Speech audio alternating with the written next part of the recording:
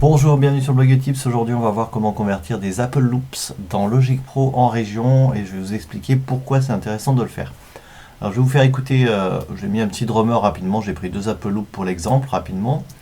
Voilà. Vous voyez, il y a une petite basse qui rentre en fait. Et là, j'ai mis un petit son électronique. Alors le problème, c'est que si je change par exemple la note, les notes de ma partition en début de ma boucle ici, donc par exemple, je vais revenir au début ici. Vous voyez, si je prends, par exemple, je prends cette note-là. Et vous voyez que la modification que j'ai fait ici, elle va se répercuter ici, parce que tout simplement, ces boucles ici que j'ai tirées, par exemple, je rappelle comment on met les boucles, on tire les Apple Loops comme ça en boucle. Donc le raccourci c'est L, d'accord. Et bien toutes ces boucles comme ça ici sont des alias de la boucle originale qui est là. Donc toutes les modifications que je vais faire là vont se répercuter ici. Donc je vais faire un pomme Z. Voilà, je vais remettre ma note comme ça. Et ce sera exactement la même chose pour l'audio. Par exemple, si je fais une Apple Loop comme ça, que je tire et que je mets en boucle grâce au raccourci L, admettons que je mets un fondu entrant pour ce son, d'accord. Et vous voyez, le problème, c'est que le fondu va se répercuter partout.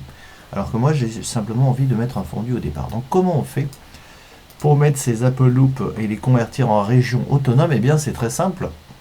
Alors, on pourrait tout à fait faire comme ça, c'est-à-dire annuler les Apple Loops, appuyer sur Alt comme ça et les dupliquer comme ceci. On a une autre solution qui consiste à faire un clic droit, édition, répéter. À ce moment-là, je peux répéter mes régions, par exemple, 20 fois. Donc là, il n'y a pas de souci, il va me les répéter 20 fois. Pareil pour l'audio, donc je pourrais faire exactement la même chose. Je fais un clic droit, édition, répéter, je vais mettre 5 fois, il va me les répéter 5 fois. Donc je pense que vous avez compris, il n'y a pas de souci.